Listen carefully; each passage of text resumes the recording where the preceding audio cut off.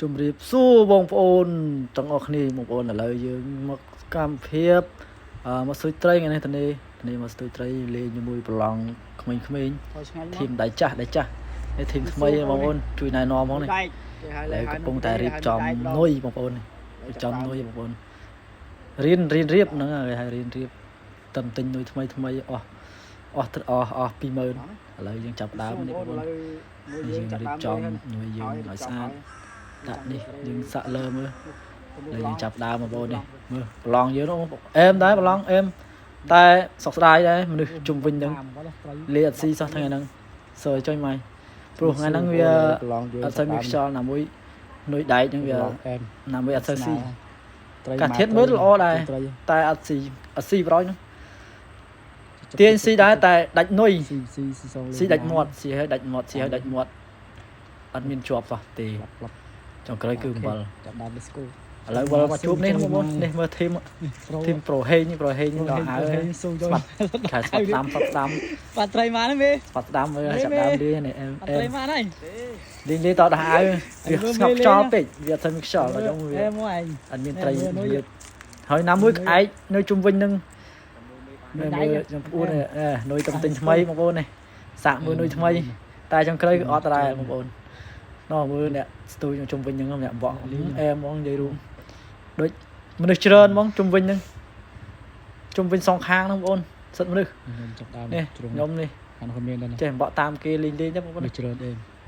ស៊ីពេលក្រោយពីការងារតំទេក្រោយពីអត់មានការងារបងប្អូនមកបកលេងពីកំសាន្តហ្នឹងបងប្អូនតែបកក្នុងណាក៏ដែលបានត្រីដែរទេរហូតនោះធីមដៃចាស់នោះលេងនោះអត់ហ៊ានលេងមួយធីមដៃចាស់ប្រាប់ថាអាហ្នឹងអត់សូវមានត្រីទេវាទៅទេអាហ្នឹងគឺ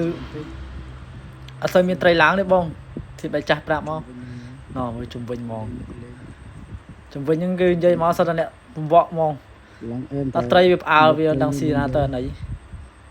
វាមើលទៅវាបូត្រីមាត់3ពពុះមាត់ជុំវិញ3ពពុះមាត់ត្រីច្រើនតែវាស៊ីចាំមើលយើងរយៈពេល2 3ថ្ងៃទៀតយើងចាំទៅលេងផ្សារទៀតហ្នឹងស្រីចាប់ដាក់ស៊ីទៀតហើយហ្មងនោះបងមាត់ត្រីដល់លេងនិយាយមកឥឡូវយើងចូលមកធីមដៃចាស់យើងនេះមើលសកម្មភាពសលេងដើមស៊ីនធីមបានមួយនេះបានណា4 5អែមលេងយូមិញនោះ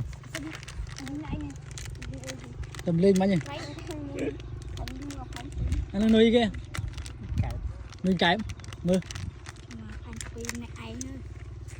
ជួយលេងកែបនេះដែរអូនុយកែបចោលេងហ្នឹងឯងលេងនេះស៊ីមិញនឹងគេលេងណាណូអាចលេងណាមិញលេងនោះមិនដល់ហ្នឹងមិញហ្នឹងលំជាងអូលេងក្នុងខ្ជៀងនោះជាងតែផ្លូវមកខៀងទៀតលេងតាមប៊ីគេលេងតាមលេងស្រាំងចឹងចុះជីកប្លាយដូចធ្វើខ្នល់ចុះហើយនេះលេងរួចមាននេះមានតែខ្ញុំបាច់នុយបាត់ហើយសោះនុយជួ